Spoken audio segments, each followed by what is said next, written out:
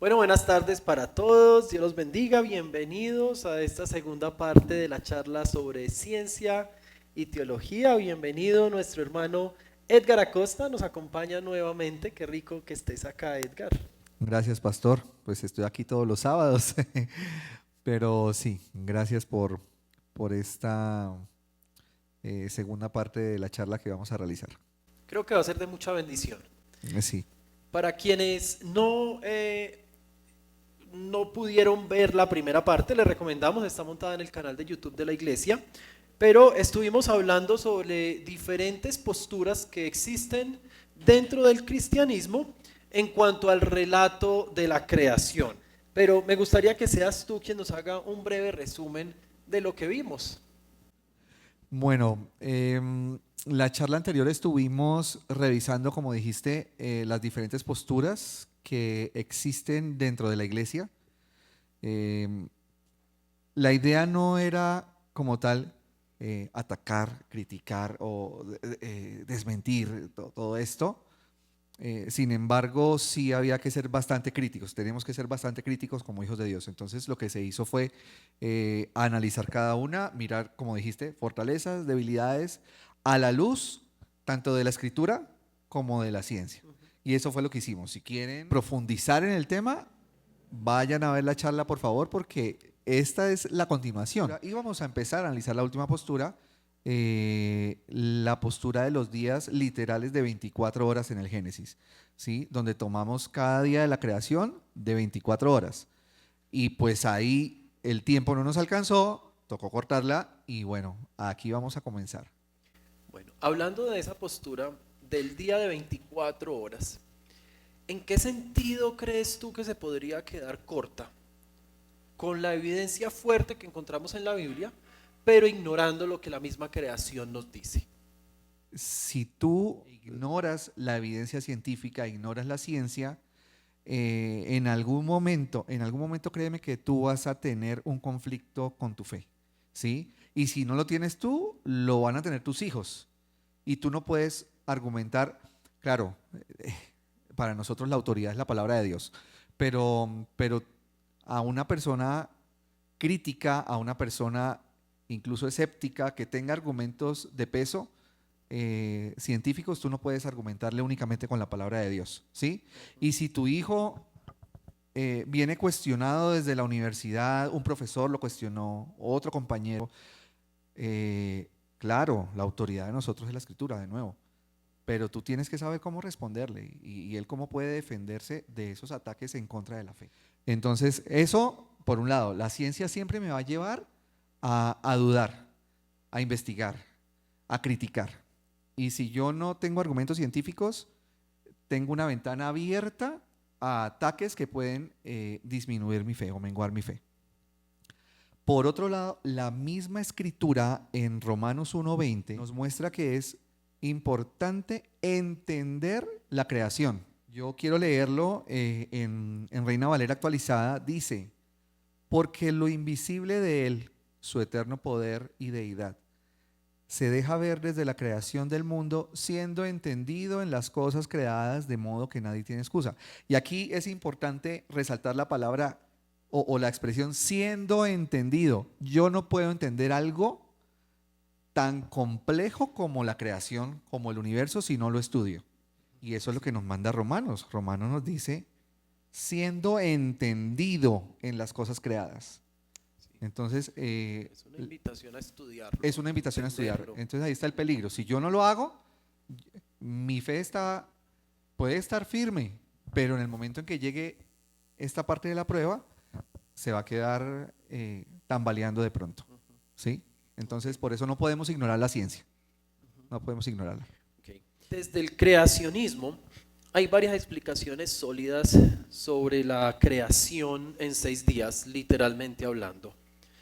¿Tú nos puedes hablar sobre algunas de esas explicaciones que tengas hoy preparadas? Hay varias posturas que han desarrollado eh, científicos creyentes y científicos bien preparados, ¿no? No estamos hablando de cualquier persona. Son científicos que tienen argumentos sólidos desde la ciencia, desde la filosofía, desde lo observacional, desde diferentes disciplinas y áreas de la ciencia,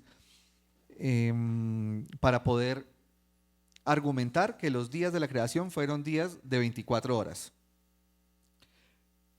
Ejemplo, hay un ministerio llamado Answers in Genesis, yo lo recomiendo, es un ministerio que se ha encargado precisamente de hacer apologética, de defender la fe desde el punto de vista científico, ¿sí? Tienen un montón de libros con respuestas, algunos en inglés, otros en español, con respuestas precisamente a todo esto. Sin embargo, a pesar de que es un equipo muy preparado, hay argumentos muy buenos y yo recomiendo mucho de ello, hay argumentos que no son tan sólidos, ¿sí? Pero bueno, eso lo podemos ver después. ¿Qué propone Answers in Genesis y por qué digamos que me enfoco en ellos? Porque es como el ministerio más reconocido que hay que aborda estos temas, ¿sí? Uno puede escuchar a predicadores de muchas iglesias hablando del tema, pero digamos que se quedaron en una charla, como posiblemente nos va a pasar a nosotros. Se quedó en una charla y aquí, pero este ministerio sí tiene como esa fuerza y esa motivación de promover la apologética desde la ciencia. Entonces, ¿qué proponen ellos, por ejemplo? Que los dinosaurios convivieron con el ser humano, convivieron con Adán, con Eva, con todas las generaciones antes de Noé, ¿sí? Tienen buenos argumentos para sustentarlo, no es una locura. Cuando yo lo escuché por primera vez, yo dije, esto es una locura, ¿sí?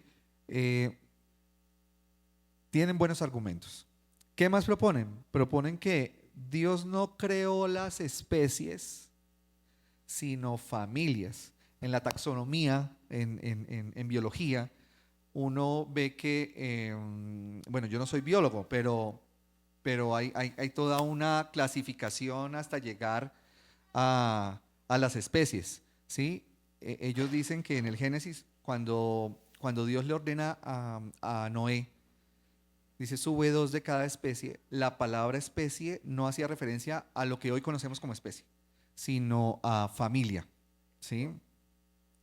Entonces, bueno, ellos proponen esto para explicar que los dinosaurios, por eso, bueno, que los dinosaurios vivieron con nosotros, que hay tanta diversidad de animales, bueno. ¿Qué más proponen? Proponen teorías sobre la forma en cómo viaja la luz, ¿sí? Desde el punto de vista de la cosmología y de la relatividad general incluso. Entonces, bueno, proponen también, apoyándose en estas teorías, proponen una nueva forma o una nueva manera de ver cómo está viajando la luz en el universo.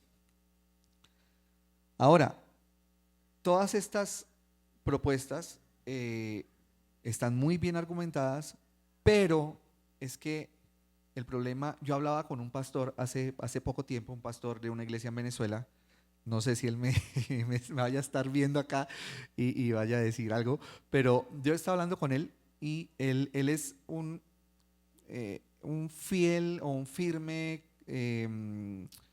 digamos, creyente de los argumentos de Answers in Genesis. Yo discutía un par de cosas con él, pero es que hay un problema, pastor, y es que hay un libro de Carl Sagan, un astrofísico, Sí. se llama El mundo y sus demonios. En este libro, él dice que uno de los problemas principales de Latinoamérica, es más, ni siquiera es de Latinoamérica, él hablaba de Estados Unidos, sino que él se refería a América en general, es que tenemos una tasa de analfabetismo científico muy elevada, ¿sí? Entonces, cuando tú escuchas un argumento científico de alguien que tiene autoridad en el tema, tú dices, wow, y medio te convence y tú dices, sí, esto es, si tú no tienes un criterio. Y lo asumes como verdad. Y lo asumes como verdad. Sí, si tú no tienes un criterio, claro. Pero no es así. Digamos que la validez de una teoría no se puede medir únicamente por las soluciones que presenta, sino por los nuevos problemas que puede desencadenar. Ok. ¿Sí? Porque si tú puedes solucionar algo, pero desencadenas otra cantidad de preguntas, entonces tu teoría no es tan sólida. Y eso es lo que sucede con muchas de las propuestas de Answers in Genesis, ¿sí? Son buenas, pero desencadenan otra serie de cuestionamientos que tenemos también que examinarlos, ¿sí? Con mente crítica y sobre todo a la luz de la palabra de Dios. Dale, Déjame, dale, dale. antes de que avances ahí, Dale. yo tengo una pregunta.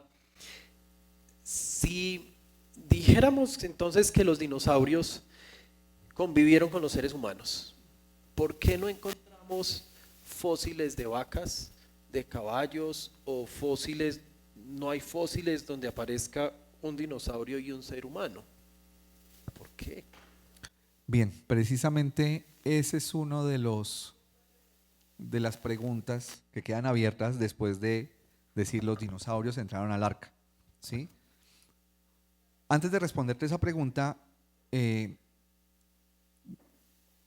voy a mencionar uno de los argumentos en los que ellos se basan, en los que se basa esta posición. Sí, yo no estoy atacando aquí al ministerio ni mucho menos. O sea, es un ministerio que ha logrado que mucha gente tenga una fe sólida, ¿verdad?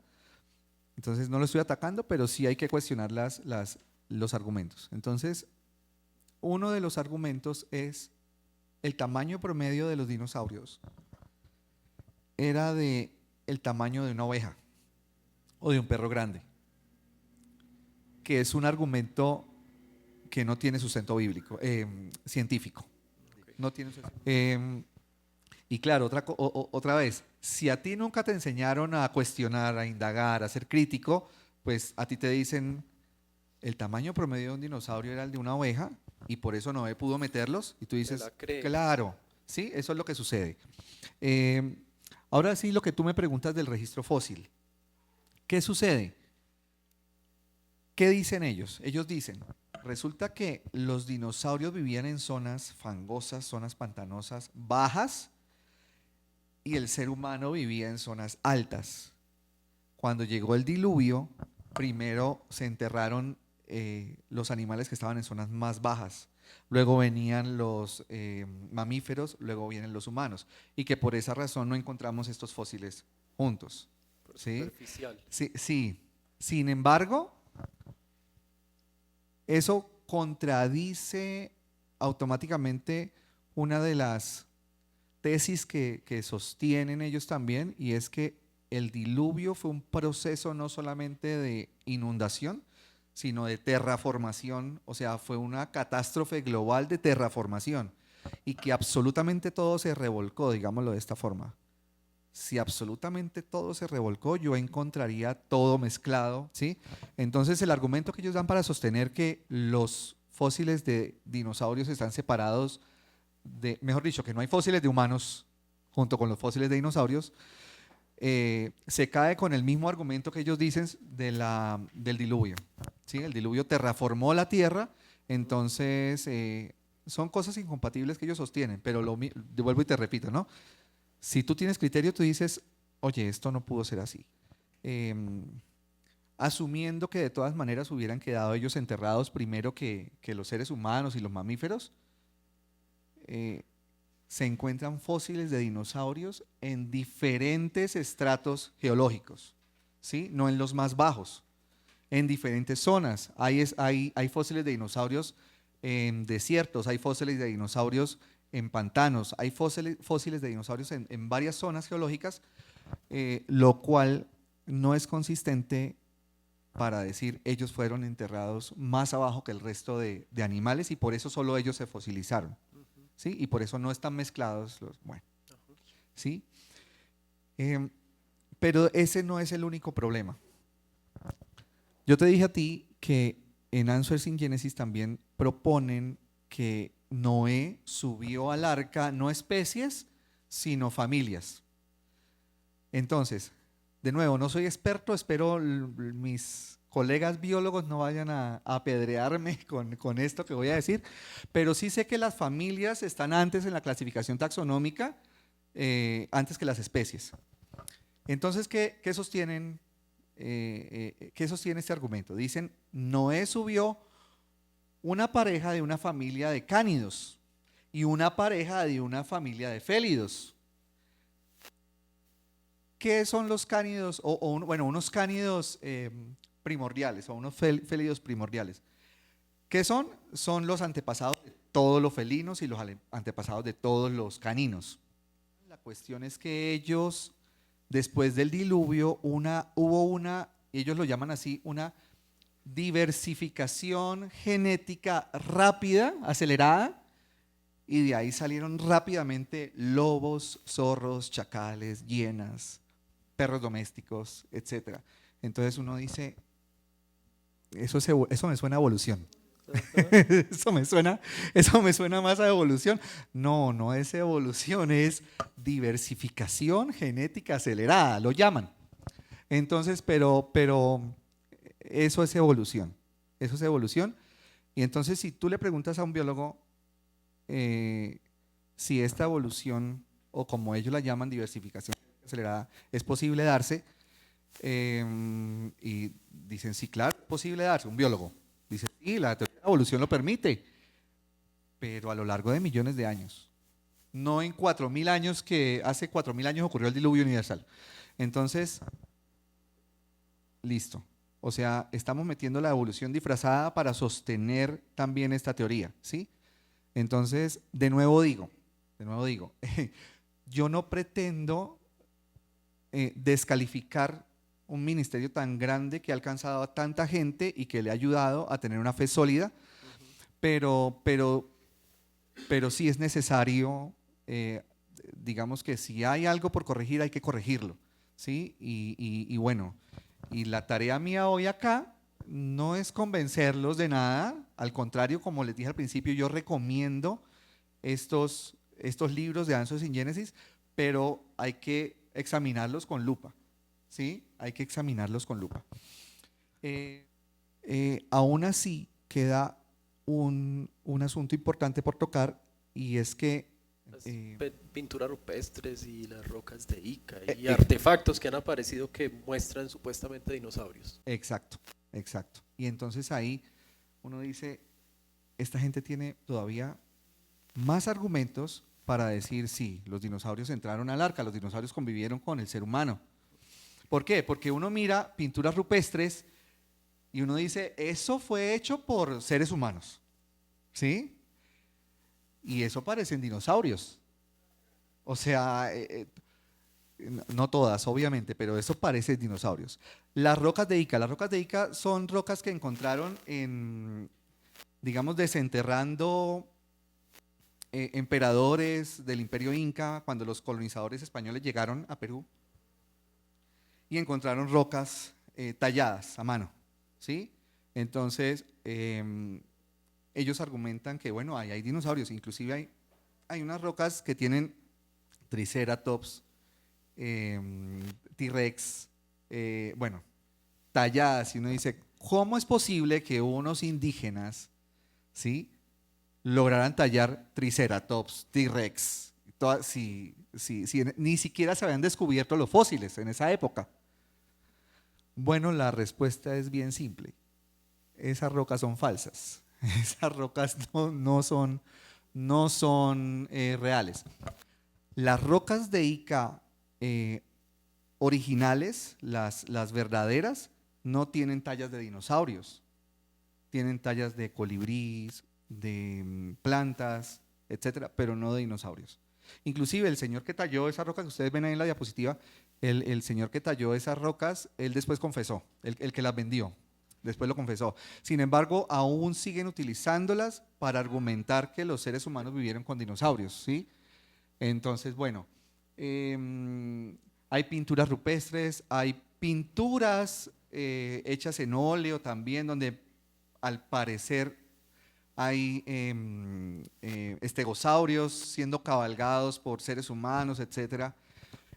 Bueno, todo esto a la luz de digamos, estudios, se ha demostrado que no eran dinosaurios. En las pinturas rupestres que pareciera un estegosaurio, uno mira, eso tiene una cola muy larga, un cuello muy largo.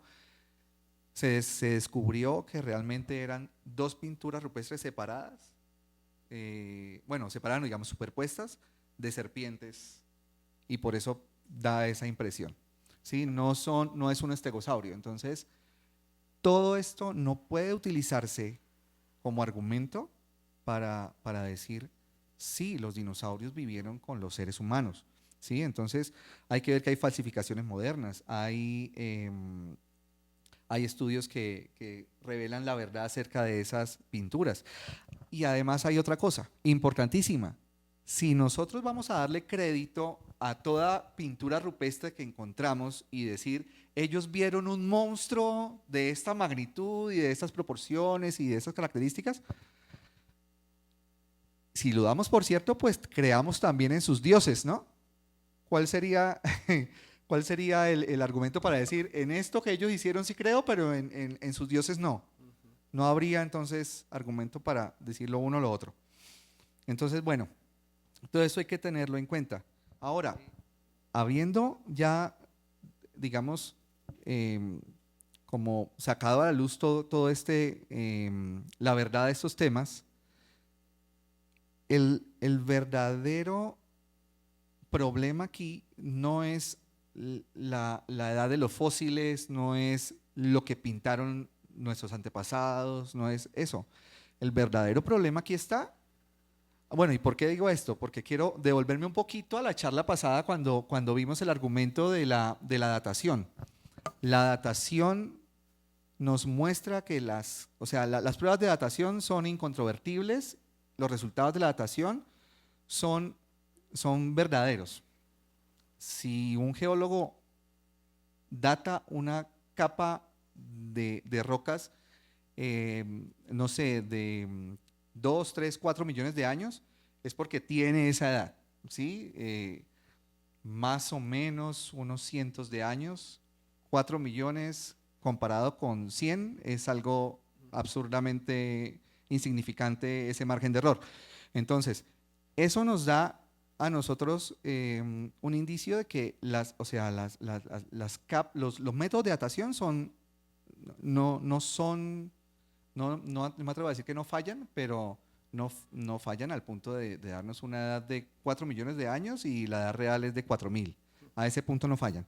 Entonces, a eso quiero que lo tengamos claro, porque si esto es así, el verdadero problema no está en esto, no está en ponernos a discutir esto. El verdadero problema es qué pasa con las distancias a las estrellas. ¿Sí? Sí. ¿Qué pasa con la velocidad de la luz? ¿Qué pasa? Porque esas distancias, critiquemos todo lo que quieran los métodos, ya les investiguen, lean y se van a dar cuenta, los métodos de datación no fallan al punto donde muchos ministerios cristianos bien intencionados quieren ver que fallan, ¿sí? Quieren dar a entender que fallan. No fallan a ese punto. Sin embargo, supongamos que sí, que los métodos de datación no sirven para nada. ¿Cómo miro yo las distancias a las estrellas? ¿Cómo explico eso? Eso sí es incontrovertible. Claro. Ese es el verdadero problema. Ya que estamos hablando de eso, ¿cómo se explica? ¿Cuáles son las diferentes posturas de las distancias en el universo y el tamaño del universo, la distancia gigante que no nos cabe en nuestra mente entre las estrellas? ¿Cuáles son las posturas que existen en cuanto a eso? Bueno, mira que quisiera responderte partiendo de la escritura, ¿sí? Antes de partir de la ciencia. El Salmo 19.1 en la Nueva Versión Internacional dice, los cielos cuentan la gloria de Dios, la expansión proclama la obra de sus manos. Es un salmo maravilloso. Los cielos cuentan la gloria de Dios, me hablan. El Señor dejó un testimonio que me habla de su gloria, ¿sí? Y aparte me está dando esta verdad revelada que después de muchos años los científicos vinieron a darse cuenta de que era cierta, claro, pero ninguno comparándola con la Biblia, solo nosotros nos damos cuenta. Dice, la expansión proclama la obra de sus manos. Y hoy sabemos que el universo se expande constantemente, ¿sí? Pero Dios ya nos lo había dicho, ya nos lo había dicho, ya nos lo había confirmado. La expansión, pero solamente cuando Hubble descubrió que el universo estaba en expansión fue que vinimos a creerlo, pero es que el Señor ya nos lo había dicho, ¿sí? Entonces quiero como empezar por ahí, ¿verdad? Ya tenemos un testimonio fiel que la Escritura nos da, o que la Escritura nos dice dónde está, y está en el universo, está en el cielo, ¿sí? Claro, en el cielo nocturno, no se vayan a mirar el sol directamente porque ahí vamos a tener problemas. Entonces, ahora sí, porque esto significa un desafío para aquellos que creemos firmemente que los días del Génesis son días de 24 horas. Pues porque si son días de 24 horas y hacemos las cuentas, eso ya lo habíamos hablado en la charla pasada, si hacemos las cuentas desde el día 1, desde Génesis 1:1 hasta el día de hoy, han pasado entre 6.000 y 10.000 años, no más, no han pasado más. Pongamos el máximo, 10.000 años han pasado, desde Génesis 1:1 hasta hoy. Resulta que hay propuestas, de nuevo, científicas, y una de las propuestas que, digamos, sonó bien, digamos que cabe dentro de la teoría de la relatividad general, y es que la luz, esto es un poco loco, pero es que con la luz puede pasar cualquier cosa. La naturaleza de la luz es una cosa totalmente fuera de lo común. Entonces, abran un poquito la mente para entender esto. Tú vas en un carro, yo voy en otro carro, yo voy a 60 kilómetros por hora y tú vas a 30 kilómetros por hora. ¿Sí? ¿A qué velocidad me ves tú a mí? A 30. A 30. Tú me ves a 30, porque tú vas a 30. ¿Sí? Entonces tú y yo voy a 60. ¿Sí? Tú me ves a 30 kilómetros por hora. Pero una persona que está que está quieto en el andén me ve a 60, a los 60 que yo voy. Mientras que mi esposa que va al lado mío me ve a 0, porque yo no me voy moviendo respecto a mi esposa, ¿cierto? Bueno, con la luz no pasa lo mismo. Con la luz, si tú vas, cosa que es imposible, pero si tú vas moviéndote a la velocidad de la luz y tú enciendes un láser, que el láser se mueve a la velocidad de la luz, ese haz de luz sale del láser, ¿tú a qué velocidad lo verías moviéndose? A 0. Tú dirías, bueno, a 0 porque va a la misma velocidad mía, ¿cierto? Otro diría, no, pues si va moviéndose a la velocidad de la luz y lo lanza a la velocidad de la luz, pues lo ve al doble de la velocidad de la luz, alejándose o alguna cosa así, ¿sí? O una persona que está aquí lo vería al doble. Pues no. Todos los observadores, independientemente de dónde estén y a qué velocidad se está moviendo, lo ven a la velocidad de la luz, ¿sí? Entonces tú dirías, yo lo lanzo y yo lo veo aquí, a 0, conmigo, aquí, no. Se va a la velocidad de la luz. Y es una cosa, y entonces si tú lo ves a la velocidad de la luz, tú que te estás moviendo a la velocidad de la luz, ahí sí viene entonces alguien que está aquí, quieto, lo ve al doble de la velocidad de la luz, no, lo ve a la velocidad de la luz. Con la luz pasan cosas absolutamente locas, ¿sí? Entonces, esto lo aprovechan y cabe dentro de la teoría de la relatividad general para decir, ok, la luz puede haber viajado de para acá de manera instantánea. El Señor creó la galaxia aquí y de manera instantánea la luz llegó. ¿Sí? O sea, a una velocidad infinita. Pero para compensarlo con la velocidad de la luz que se ha medido y que sabemos cuál es, pues decimos, bueno, pero de vuelta se devuelve, cuando sale la luz, se devuelve a la mitad de la velocidad de la luz. Bueno, este es el argumento que utilizan ellos. Eso tiene un nombre, esa teoría tiene un nombre por si quieren buscarla y leerla. Esto se llama la convención de sincronía anisotrópica. Hasta el nombre es complejo. La convención de sincronía anisotrópica. Resumidas cuentas, ¿qué dice? Dice eso, que la luz de venida es con velocidad infinita pero de vuelta va a la mitad de la velocidad que conocemos. Bueno, lo que pasa es que esa teoría no tiene sustento a la luz de las evidencias, ¿sí? Primero, no es aceptada por la comunidad científica. Eso no la desmiente, ¿no? O sea, porque la comunidad científica tampoco acepta el Génesis. Entonces eso no es argumento para decir que eso es falso. Pero, ¿qué es lo que sucede? Resulta, y aquí también les pido a los que no han, digamos, pensado en esto, les pido que abran un poco la mente, y es que cuando miramos el cielo, lo que vemos es el pasado, ¿sí? Quizá algunos ya comprenden este concepto, pero los que no comprenden rápidamente voy a tratar de explicarlo.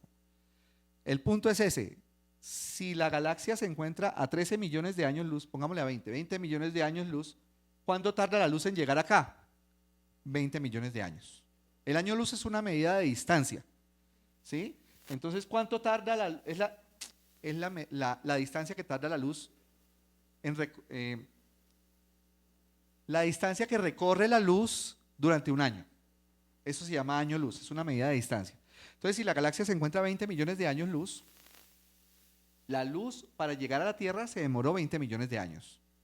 Es decir, que la luz que yo veo de esa galaxia que está a 20 millones de años luz es la luz que emitió hace 20 millones de años. Yo cuando miro el cielo veo el pasado, ¿sí? Creo que de esto hablé en la charla pasada. El Sol, si en este momento desapareciera el Sol, todavía veríamos su luz por 8 minutos, ¿sí? Porque la luz del Sol hasta acá tarda 8 minutos en llegar. Entonces, siempre que miramos el cielo, miramos el pasado. Entonces, ¿qué es lo que sucede? Nosotros vemos en el cielo que las galaxias, mientras más lejanas, más jóvenes son. Lo podemos observar. Y si entre más lejos las vemos más jóvenes, quiere decir que la luz no viajó de manera infinita. Porque si no viajó con velocidad infinita desde el momento de su creación, porque si hubiera viajado con velocidad infinita desde el momento de su creación, todas las galaxias que vemos lejanas o cercanas tendrían la misma edad. Porque en el cuarto día el Señor hizo las estrellas, ¿sí?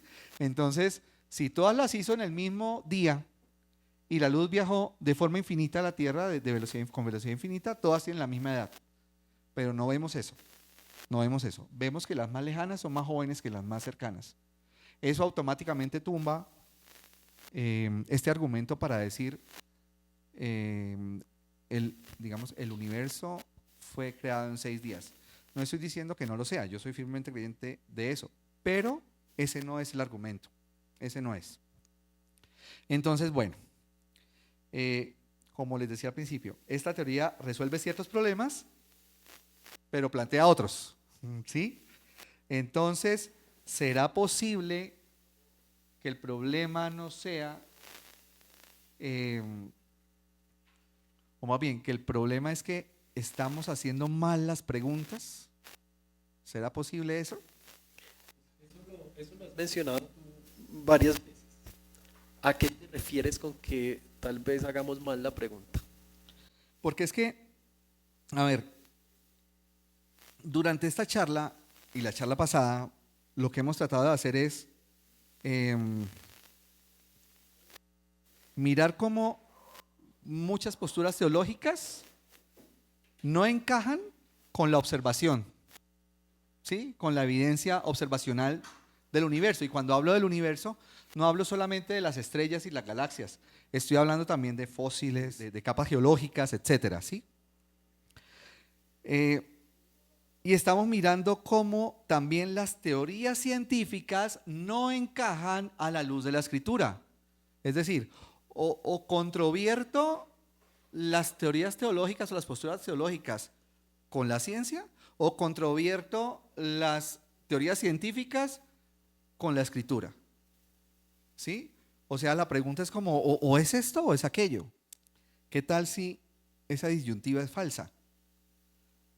¿Qué tal si tanto la Escritura como la ciencia me da dos verdades que son precisamente complementarias, ¿sí? Con lo que traté de empezar la charla pasada. Bueno, esa es la conclusión a la que queremos llegar, ¿sí? Entonces, nosotros podemos entender fácilmente ejemplos de esto, ¿no? Una moneda. Una moneda es una moneda, pero tiene dos caras, ¿verdad? Entonces, es cara y es sello al mismo tiempo. Resulta que en teología hay verdades que parecen incompatibles, pero que resultan ser ciertas las dos al mismo tiempo. ¿Estoy en lo cierto? Sí, la antinomia, y no solo en Eh, teología, es en las leyes en general. bien, ¿Sí? bien, exacto, Y exacto. para quienes no están familiarizados, la antinomia es cuando hay dos leyes o dos postulados, dos conceptos igualmente válidos, pero que parecieran contradecirse. En las escrituras encontramos, por ejemplo, el libre albedrío y la predestinación. Ambas posturas tienen todo el sustento bíblico, todo el rigor académico en la Biblia. Eso es una antinomia. Pero entonces la pregunta es, ¿cómo nos va a ayudar esto a entender el problema de Génesis? Bien, bien. Entonces, sí les quedó claro el concepto de antinomia después de la explicación del pastor, obviamente, ¿cierto? Entonces, ejemplos, y ya te digo cómo es que esto nos ayuda. Porque esta es la clave, realmente esa es la clave. Uno entiende que Jesús es 100% Dios, pero es 100% hombre, ¿verdad? Cualquiera que diga lo contrario, eh, Hereje. sí, eso es una herejía. Sí, Es una escondan las herejía. piedras. Sí, sí. Entonces, es 100% Dios, 100% hombre. Dios es uno, pero son tres personas, ¿cierto? Y cualquiera que diga lo contrario, eso es una herejía, ¿verdad? Bien. Entonces, ¿qué tal si también Génesis nos dice la verdad, pero la ciencia también nos dice la verdad? ¿Sí? ¿Qué tal si lo pensamos de esa manera? Y entonces, claro, a simple vista uno dice, pero ¿cómo es posible? ¿Cómo es posible que eso pase si Génesis me dice que son 24 horas y la ciencia me dice que son millones de años? 24 horas cada día de la creación, o sea, 10.000 años más o menos han pasado, y la ciencia me dice que han pasado millones de años. ¿Cómo es posible que las dos cosas puedan ser verdad al mismo tiempo? Entonces, bueno, resulta que en la ciencia también existe este concepto. Uno puede mirar, y también eso lo habíamos medio tocado el tema la charla pasada, y uno puede mirar la naturaleza de la luz, porque de nuevo, la luz es una cosa absolutamente extraña en la naturaleza, es extraña, exótica. La luz es una onda, pero al mismo tiempo es una partícula. Nosotros estamos compuestos, toda la materia del universo está compuesta ¿de qué? De átomos, ¿cierto? Átomos. Y los átomos tienen tres partículas que nosotros las conocemos todos: neutrones, protones y electrones, ¿verdad? Pero cada una de esas partículas se comporta como onda y se comporta como partícula también. Es una onda y es una partícula al mismo tiempo, ¿sí?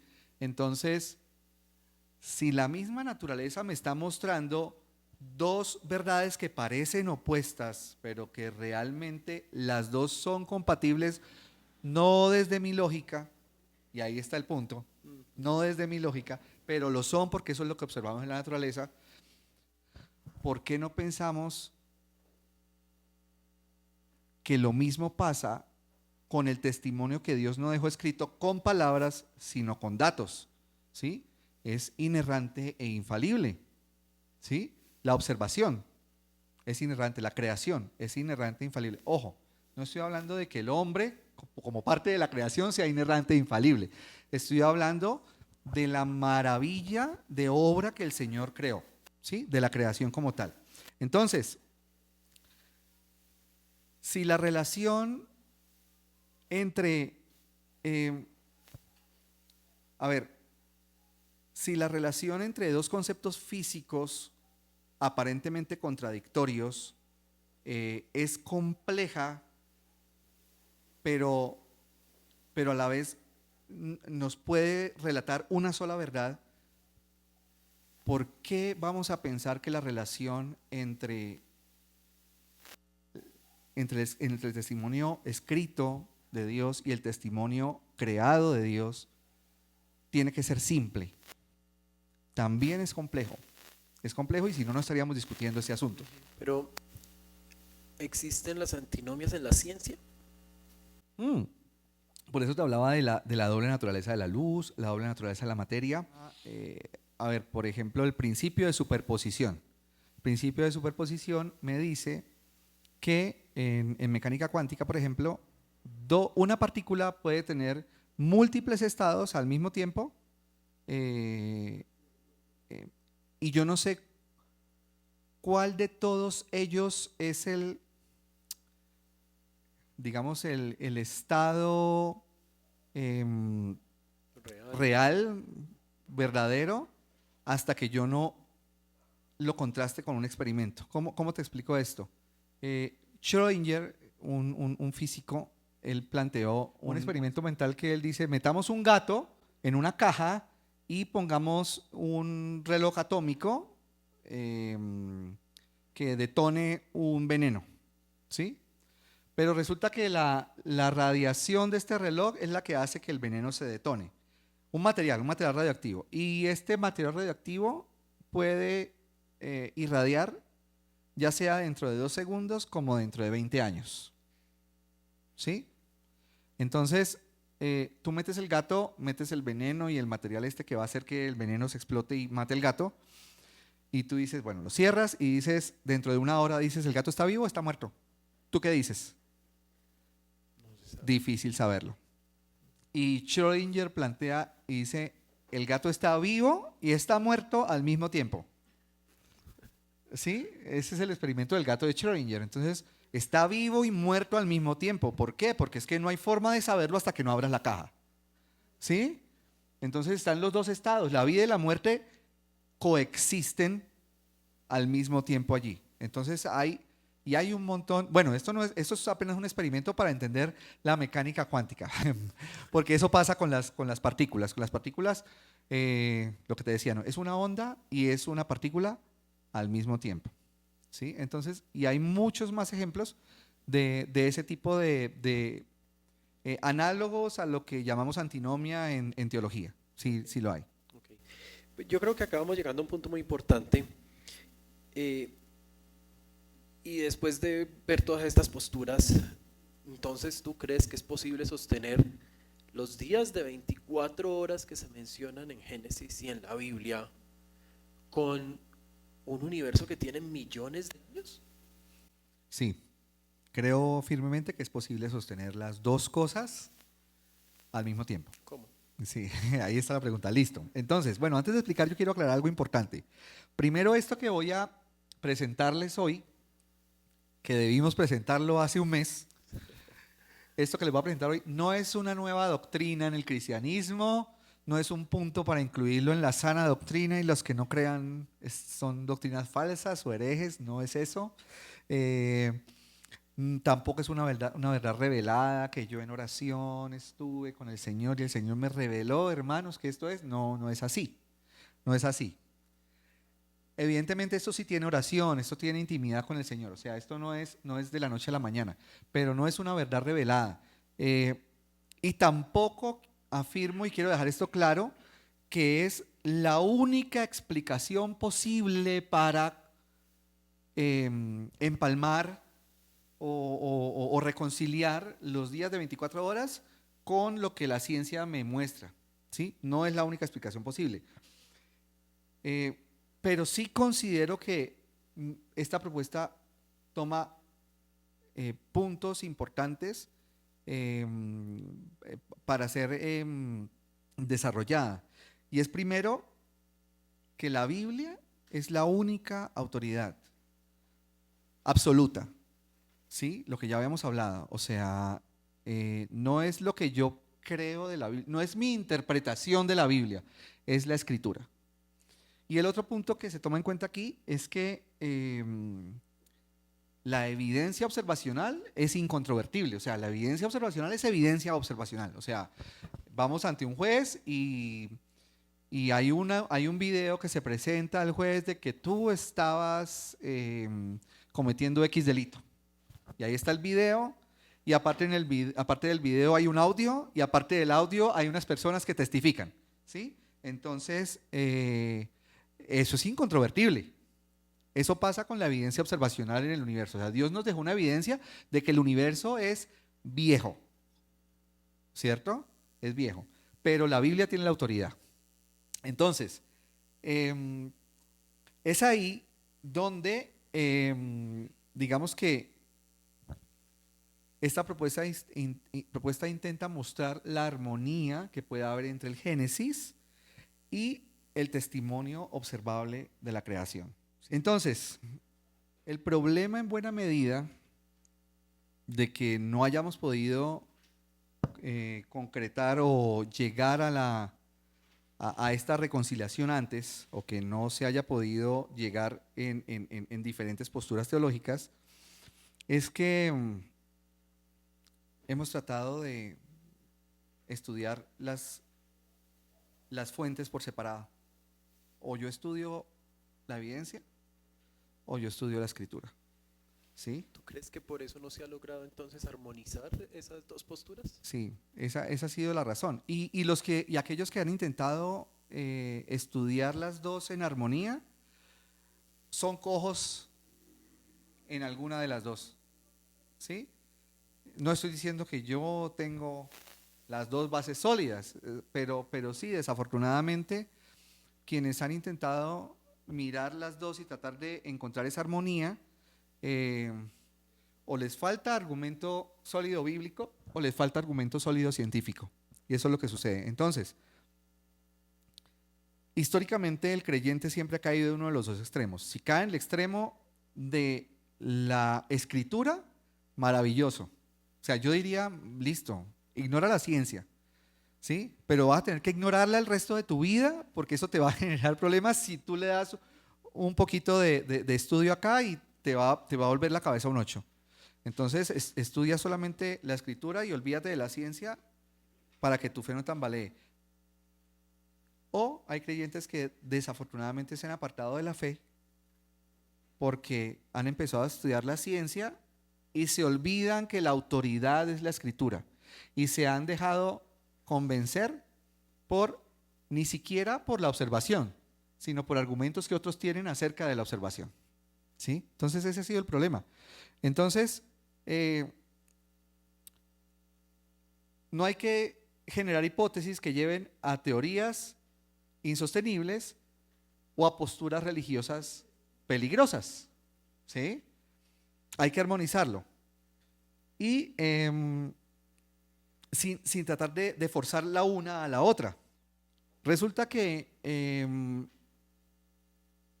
hasta ahora hemos discutido principalmente, y si ustedes vieron el primer video y llevan, digamos, el hilo coherente de esto, hemos discutido principalmente es cuánto tiempo pasó desde la creación hasta hoy.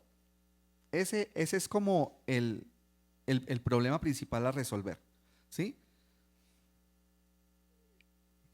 Pero la clave no está en el tiempo, sino en la naturaleza misma del acto creador. Ahí está la clave. No en el tiempo que pasó desde Génesis 1.1 hasta hoy, sino en la naturaleza del acto creador. El tiempo ya se conoce y las condiciones iniciales también las conocemos. Las conocemos porque están escritas en la Biblia, ¿sí? Entonces, la cuestión es esa, es que el punto de discusión no es cuánto tiempo pasó, es miremos la naturaleza del acto creador. ¿Qué nos dice la naturaleza del acto creador? Acá yo creo que es importante que lo aclaremos un poquito. Si no está el problema en la postura del Génesis, de las escrituras, o en la evidencia que podemos observar, entonces, ¿cómo debemos hacernos esa pregunta realmente, Edgar? Entonces la pregunta correcta, mi humilde opinión, es ¿qué sucede realmente cuando Dios crea? ¿Qué sucede realmente cuando Dios crea?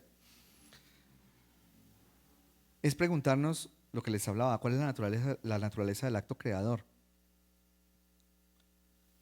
Como vimos ya en el primer video, en el principio Dios creó el tiempo, el espacio y la materia, ¿sí? Al crearlos, creó las leyes naturales, las leyes físicas que gobiernan esa creación. Pero es que ahí viene la clave. Esas leyes, ¿a partir de cuándo aplican? Aplican a partir de ese momento. Yo no sé si ustedes se acuerdan cuando estaban en 10º grado, en 11 grado, o si algún ingeniero acá, o alguien que haya estudiado óptica, uno veía en matemáticas y cálculo, en álgebra, uno veía funciones definidas por partes, donde, por ejemplo, voy a poner una que yo creo que toda persona después de que haya hecho 5º grado podría responder. La raíz cuadrada de un número. Para que la raíz cuadrada de un número exista, el número tiene que ser positivo, porque no existe raíz cuadrada de un negativo. Y el que no se acuerda que hay una raíz cuadrada es, el resultado de una raíz cuadrada es un número que al multiplicarse por sí mismo, me dé el número que está dentro de la raíz. Raíz de 4, pues 2, porque 2 por 2 da 4, ¿cierto? Bien. Pero raíz de menos 4, entonces uno dice, 2 no es, porque 2 por 2 da 4, no menos 4. Entonces menos 2. Menos 2 tampoco, porque menos 2 por menos 2 da 4 otra vez, no da menos 4. O sea, los negativos no tienen raíz real. ¿Sí? Entonces uno dice, y entonces acordémonos de la recta real, no el plano cartesiano. A la izquierda los negativos, a la derecha los positivos. La raíz cuadrada aplica del 0 en adelante, del 0 hacia la derecha. Hacia atrás no aplica. ¿No existen los negativos? Sí existe, pero esa función no aplica hacia atrás. ¿Por qué pretendemos entonces aplicar las leyes de la física para lo que está antes de la creación? Dios creó los cielos y la tierra, creó la luz, a partir de ahí empiezan a aplicar las leyes físicas, no de ahí para atrás. Y el problema es ese, precisamente, ¿sí? Que hemos intentado pasarle por encima a la creación e irnos hacia atrás con las mismas leyes físicas que no pueden aplicarse allá, ¿verdad? Y una de las razones fundamentales es porque el tiempo no existía, ¿no? El tiempo no existía en el principio, o sea, Dios creó en el principio, ahí arrancó a existir el tiempo. Entonces, bueno, sucede eso. El reloj del universo comenzó a andar en Génesis 1:1. Ahí comenzó a andar el reloj. No podemos ir hacia atrás. Es absurdo. No existía el tiempo, ¿cómo podemos decir que existió antes? No existió antes. No existe el verbo, no existe la conjugación en pasado del verbo en Génesis 1:1, de ese verbo existir. No se puede conjugar ningún verbo en pasado desde Génesis 1:1 hacia atrás. Es imposible. ¿Sí? Entonces, bueno, en Génesis 1:1 arrancó el reloj, no en el Big Bang. Ojo. Entonces pasa lo siguiente. Imaginemos, para que ustedes más o menos vayan entendiendo hacia dónde vamos. Imaginemos un crimen en el cual una persona muere. Un edificio, un dron que disparó y mató a alguien. La escena de un crimen. Y eso ocurrió en horas de la noche donde no hubo un solo testigo. ¿Listo? No hubo un testigo acerca de que haya podido decir, no, yo vi el dron, ¿qué tal? No, no pasó nada. Listo. Entonces, resulta que, ¿qué hace un investigador? ¿Qué hace un perito? ¿Qué hace un perito? Un perito llega a la escena del crimen cuando ya no está el dron, cuando ya el crimen pasó, cuando solo está el cadáver, ¿sí? Cuando el dron se fue. Cuando el dron se fue, eso, ahí. Y llega un perito. ¿Y qué hacemos en física? Porque yo hablo desde mi disciplina. ¿Qué hacemos en física? Y normalmente eso se analiza desde la física forense. ¿Qué hace un perito? Pues coge y mira el ángulo al que incidió el proyectil, la altura al que incidió el proyectil, la profundidad que tuvo el proyectil, el calibre, toma una cantidad de datos, ¿cierto?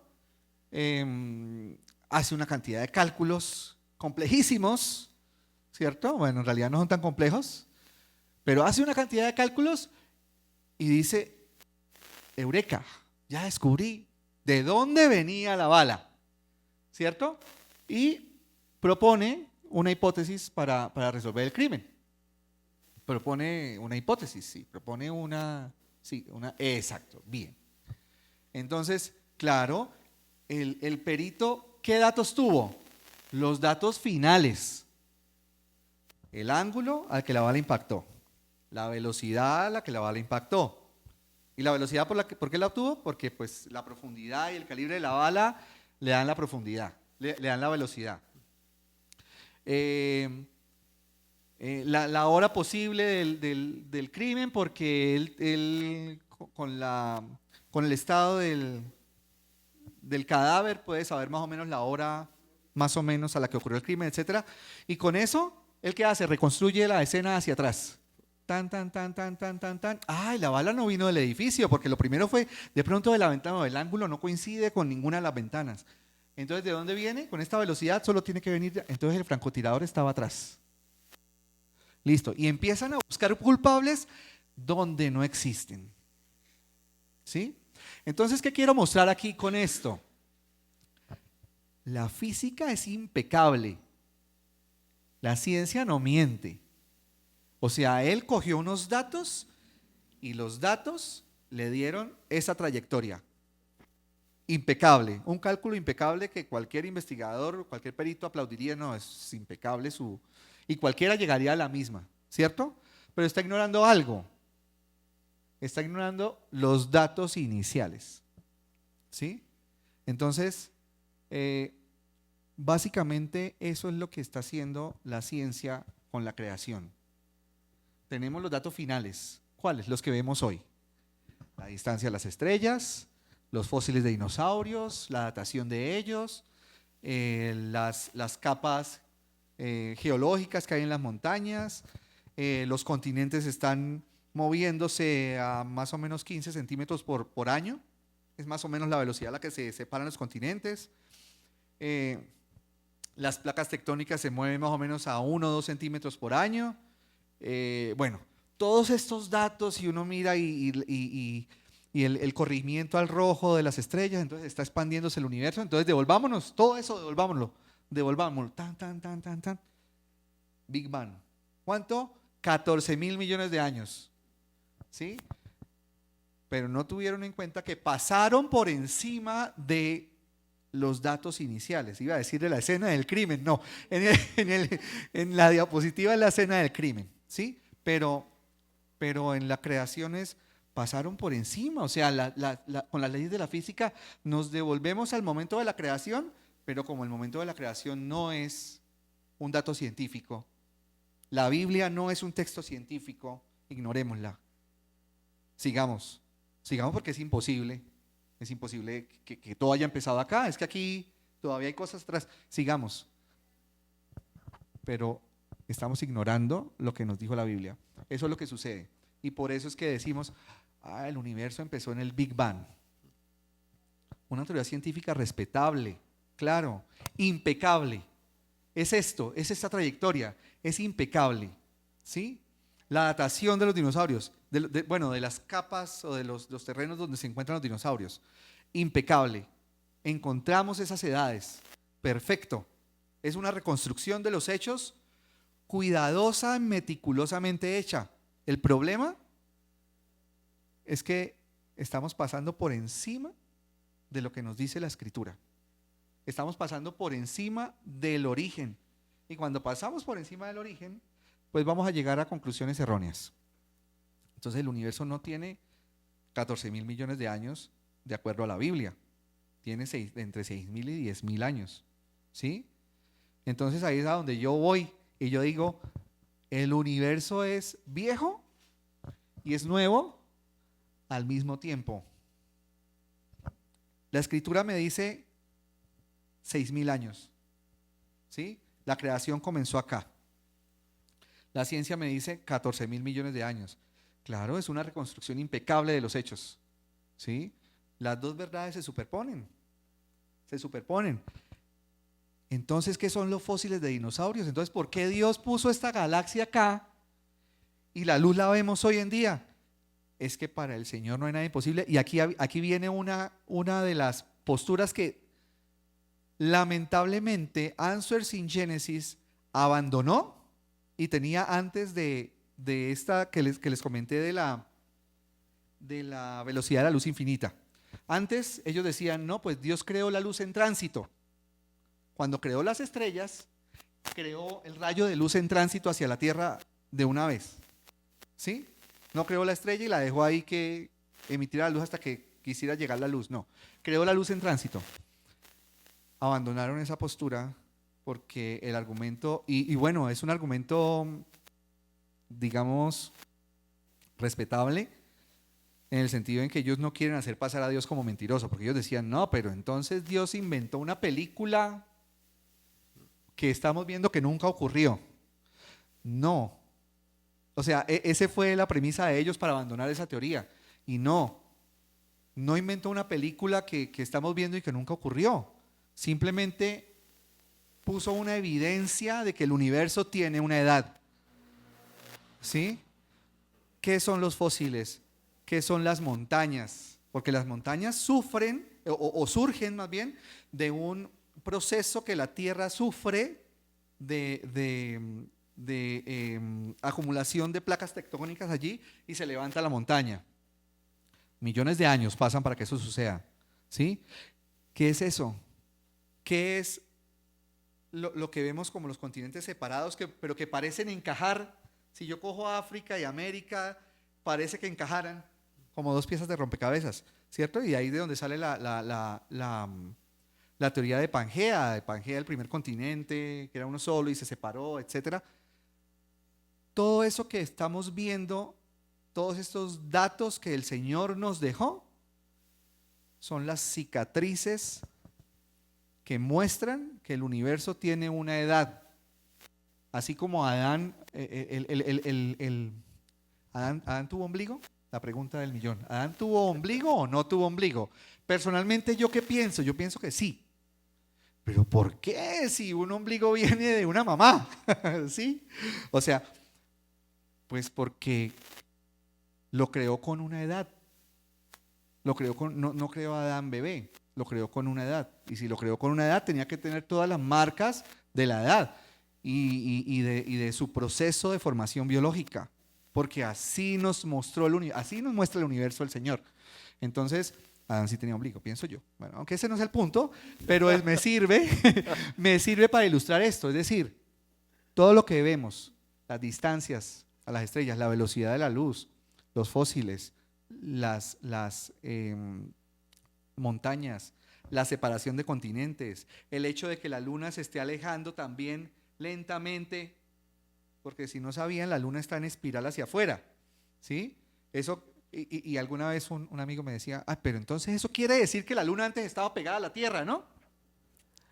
Entonces, bueno, si uno echa de para atrás, sí, pero eso no tiene ningún sentido. Bueno, la luna sí nació de un choque pero otra vez, de nuevo, eso es la historia que está detrás de Génesis 1:1. Las marcas que el Señor dejó para que pudiéramos llegar a ver toda esta historia y nos pudiéramos maravillar aún más de la creación. No es una película falsa, simplemente son marcas de vejez. Dios no creó una tierra recién nacida, creó una tierra vieja. No creó a Adán bebé, creó un Adán de 30 y pico de años, 20 y pico de años, qué sé yo, un Adán adulto y una Eva adulta. Árboles con fruto, animales ya caminando sobre la tierra y aves volando sobre el cielo. No creó huevitos y luego pichones y luego, no. Entonces, ese es el punto. Ahora, como les dije al principio, yo no pretendo decir que con esto, esta es la última revelación y ya no hay nada más que discutir. Para nada. Pero es una posible solución al problema que tenemos para entender el Génesis. Es una posible solución que me permite a mí ver que el acto creador es un acto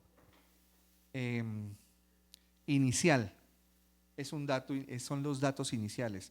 Lo demás, yo no tengo no puedo decir que es verdad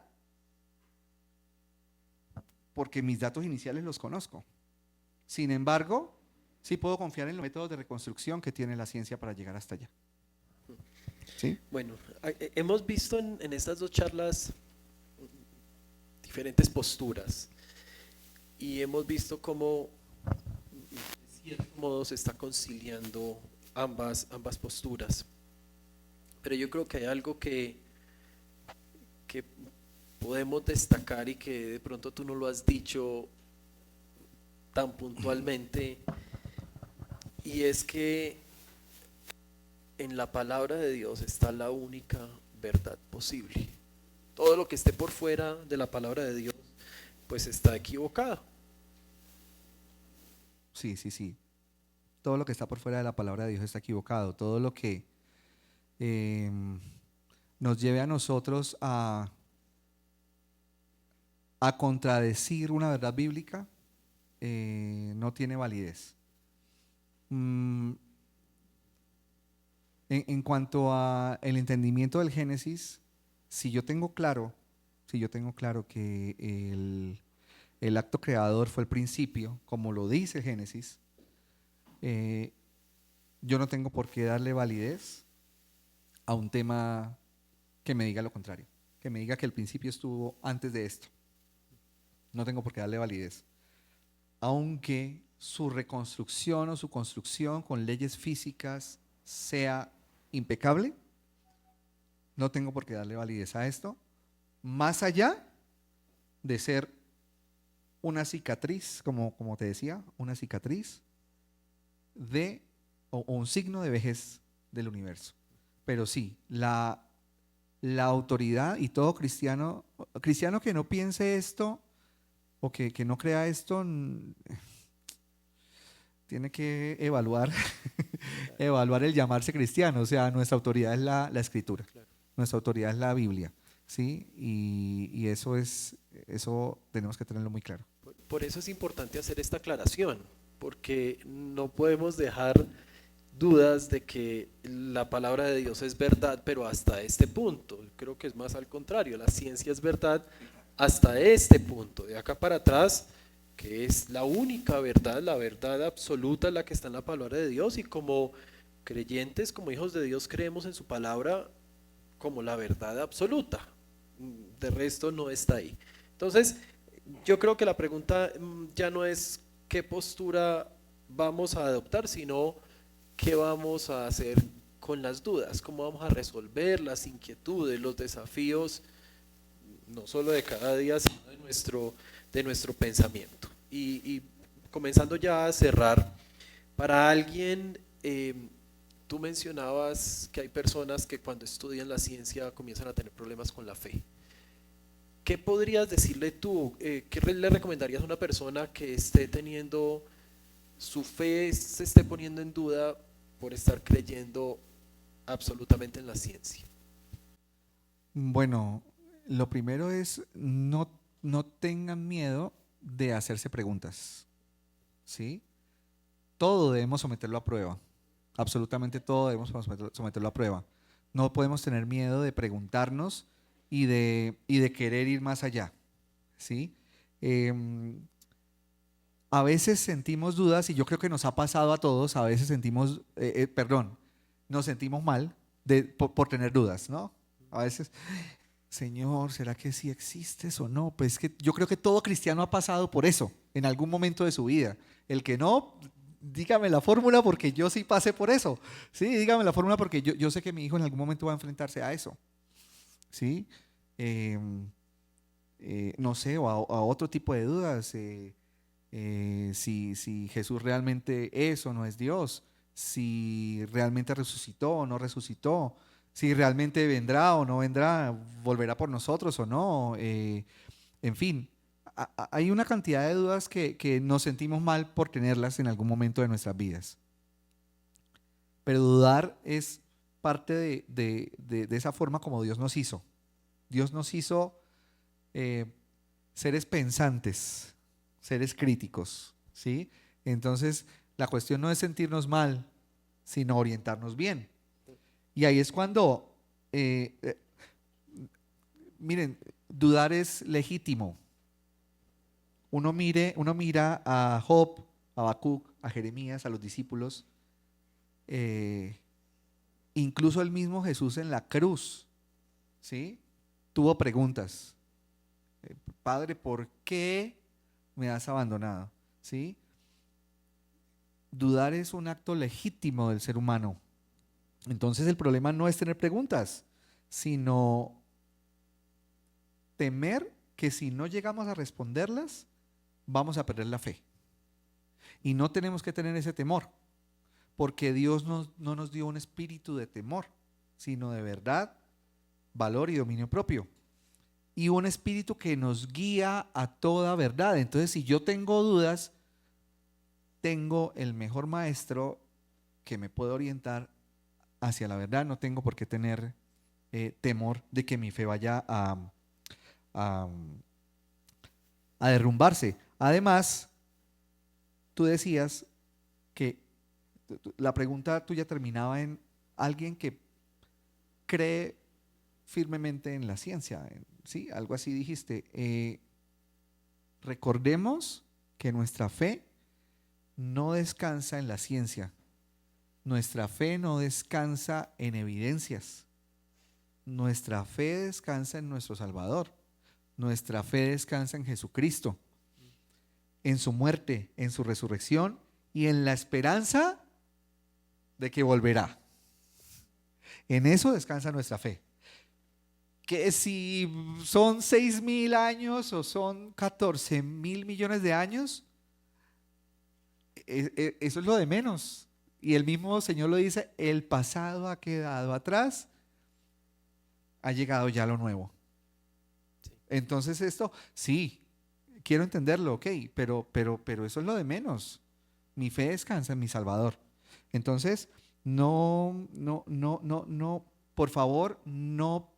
La respuesta sería, o el consejo que le daría a una persona que empieza a tener dudas, es por favor no pongas tu fe ni tu esperanza en una interpretación de la Biblia o en una interpretación de la naturaleza, que eso se llama teoría científica. No pongas tu fe allí, no, ni siquiera en una interpretación de la Biblia, no. Tu fe está en Jesucristo. Miren, el ladrón que estaba, uno de los ladrones. Ustedes conocen la historia. Uno se condenó y el otro no.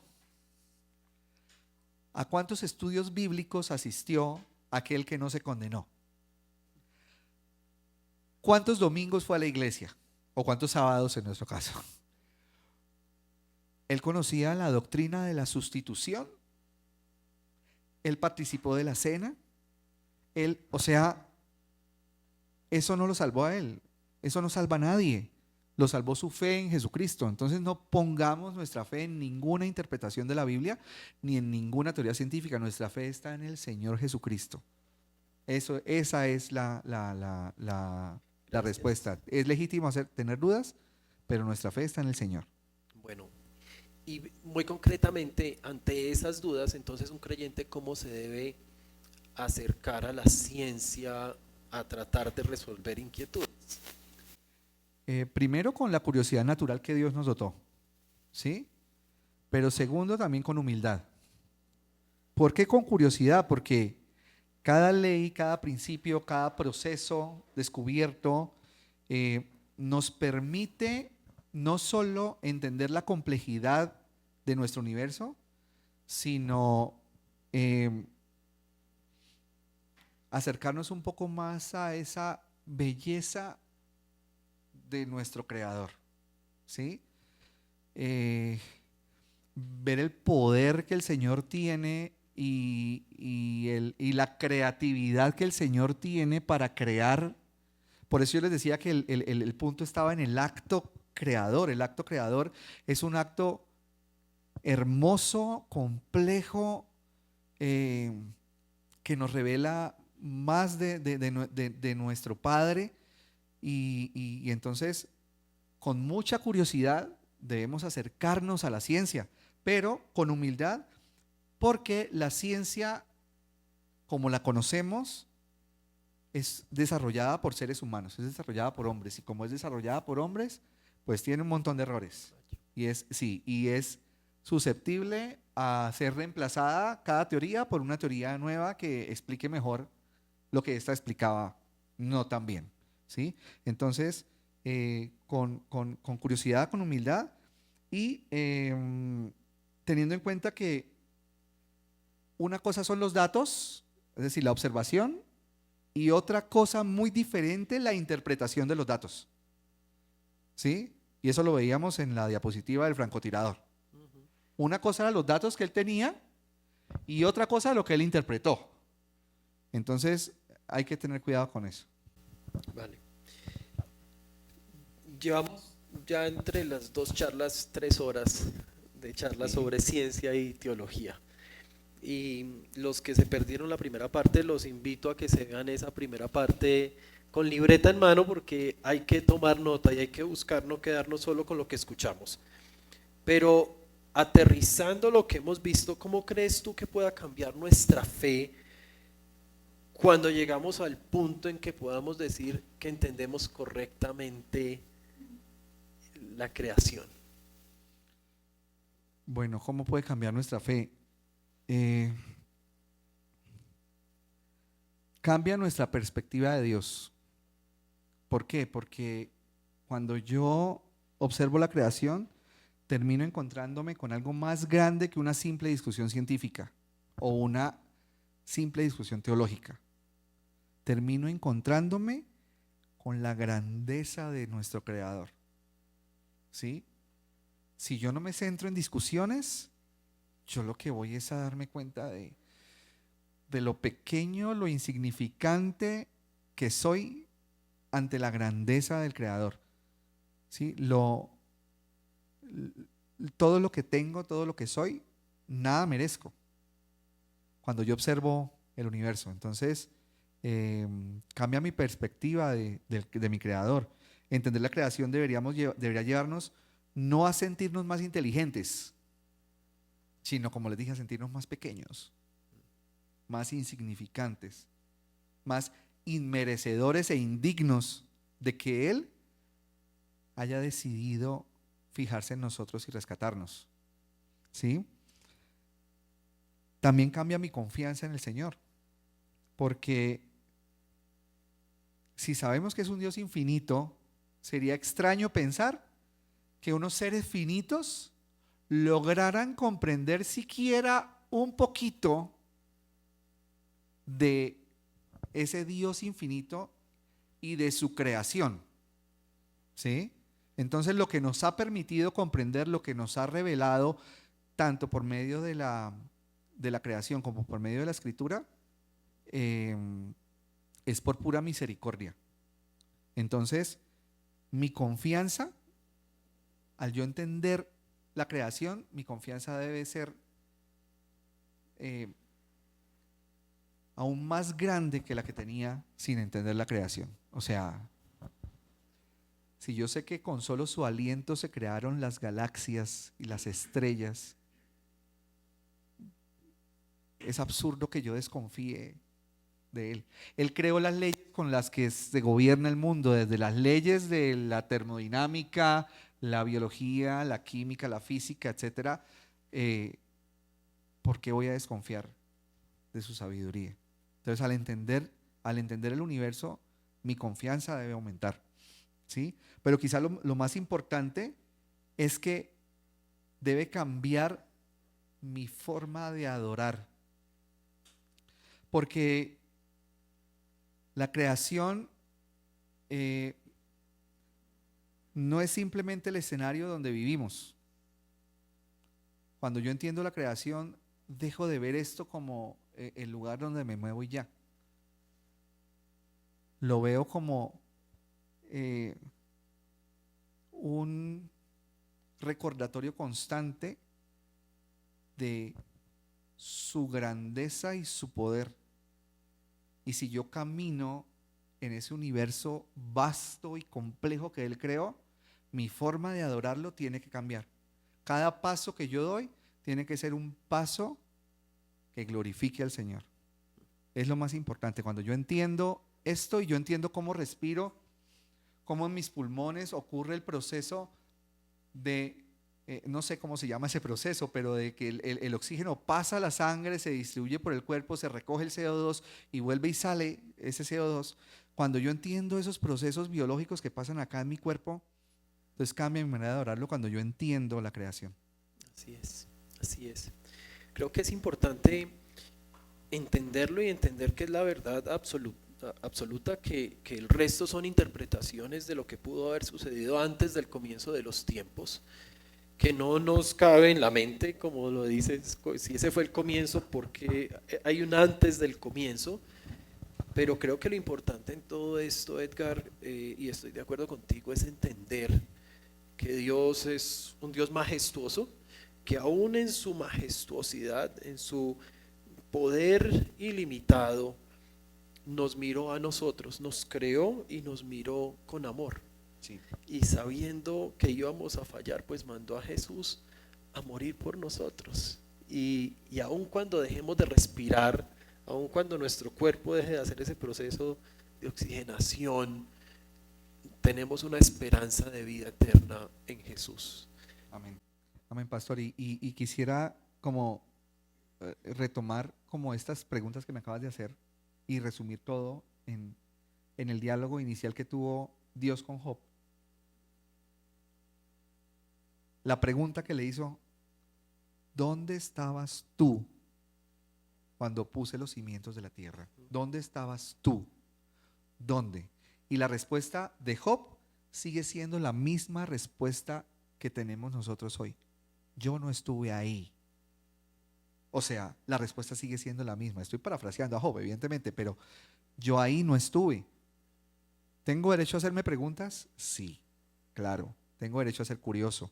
El Señor me dotó con esa capacidad. Pero no tengo derecho a cuestionar al Creador. No tengo derecho a cuestionarlo. ¿Sí? No puedo pasar por encima de la creación. No puedo pasar. Y eso es lo que intenté mostrar. Estamos pasando por encima. No podemos pasar por encima. Entonces, no lo logramos entender. No estuvimos ahí. No vamos a lograr entender esto. Pero como tú decías, conocemos a aquel que nos rescató, que dio su vida por nosotros. Y esa es nuestra esperanza. Y si uno mira en Hebreos 1 del 10 al 12, todo va a pasar. Todo va a pasar. Entonces, ¿qué sentido tiene debatir que hubo una brecha entre Génesis 1.1 y Génesis 1.2? No pudo había una brecha. Son días de miles de años. Eso no tiene sentido discutirlo y generar división en la iglesia. Y vuelvo al punto inicial con el que yo arranqué la charla la vez pasada, y es: hay tanta división en la iglesia por estos temas y por otros. Hay tanta división, y lo que realmente importa, o sea, ¿por qué dividimos la iglesia? Por esto. Si esto va a acabarse, esto va a acabarse. Si tú quieres creer que hubo una brecha entre Génesis 1.1 y Génesis 1.2 de miles de millones de años, listo, está bien, créelo. Eso no es lo importante, eso no te va a salvar. Eso no te va a salvar. Pero si para ti es muy importante entender lo que sucedió, te recomiendo o Answers in Genesis o analiza bien la propuesta que planteamos hoy. Pero la gloria es para el Señor. La gloria no es para nosotros. No somos los más inteligentes. ¿Sí? Nuestra esperanza está en nuestra vida eterna con Él. Así es. Y cuando estemos allá, como dijo Juan Luis Guerra en una de sus canciones, dijo: y preguntarte cómo es la piel del sol. Tiene esa frase tan linda en una de sus canciones: cuando estemos allá resolveremos las dudas y diremos, sí, tú tenías razón. No, yo era el que tenía razón. No, pues, ninguno de los dos tenía razón, y eso no importa. Eso es. Así es. Bueno, Edgar, muchas gracias. Qué bueno poder traer todo este conocimiento y bueno, el pueblo creyente debe entender que somos una nueva creación. Las cosas viejas ya pasaron. En otras palabras, ya eso pasó. Lo importante es lo nuevo que Jesús ha hecho en nosotros. Pues muchas gracias y bueno, nos vemos en otra charla, en otra oportunidad con o con Edgar o con otro invitado. Estén atentos. Gracias, pastor. Y gracias a todos.